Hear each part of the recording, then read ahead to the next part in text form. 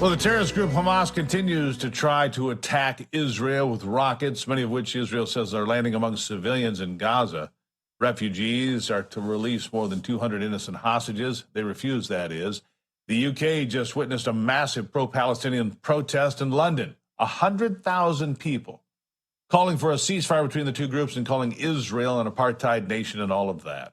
Many of the protesters were heard shouting anti-Semitic chants as if it isn't already anti-Semitic to demand that Israel roll over when Hamas murders almost 2,000 of its citizens.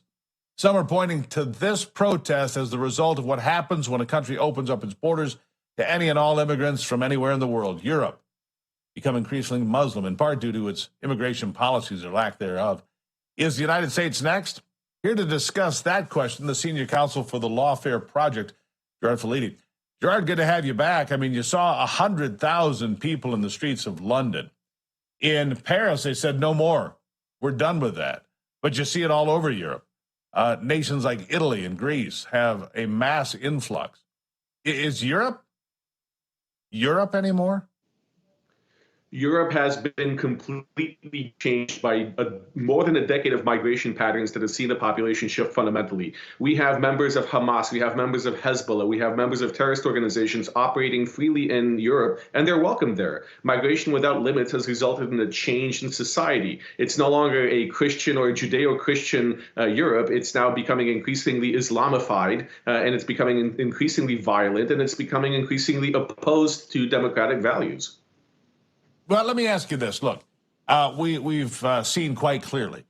I saw a guy get beaten almost to death in La Crosse, Wisconsin on a video a handful of days ago because he was supporting Israel and he came across a pro-Palestinian march somewhere in the middle of quiet Wisconsin, almost beaten to death, like I said. I've seen all sorts of videos like this. I guess the question is, how much can they take it, whether in Scotland or England or France or Germany? Poland doesn't have to take it. They don't let anybody in. Romania, much the same, and some other countries. But what about those people being, treaded upon, if you will, ignored, the subject of crime? At some point, people snap and fight back. And you just have to wonder, how far away is that?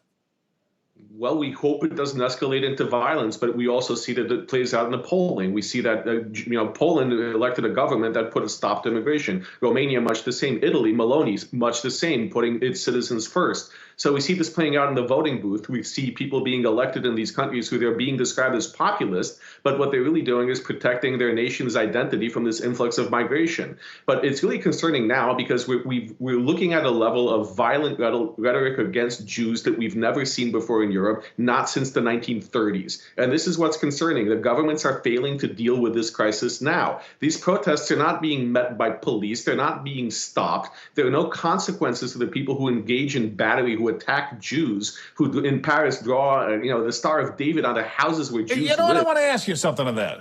Jerry, I want to ask you something, because here's what confuses me. We only got about a minute left or so. In America, Jewish voters break to Democrats 90% of the time in recent years. But the Democrat Party right now is coming apart at the seams because you've got the anti-Semitic wing called the Squad, and you've got Jewish members of the Senate and the House saying, what are you doing? They're having an internal civil war over the war in Israel. How does the Democrat Party deal with this? And if you were Jewish in America today, why would you ever vote for a Democrat? I'll give you 30 seconds for the last word. I do not have an answer to that because a lot of Jews have been let down by the Democratic Party. There are strong people like Richie Torres who are consistent friends of the Jewish community, but there are many others who side with other minority groups and refuse to recognize Jewish civil rights or Jewish minority rights. So this is something that will play out at the ballot box in the next elections. Yeah, it has to at some point. It just has to. Gerard, I always appreciate you being here with your insights. Thank you, sir. Thank you.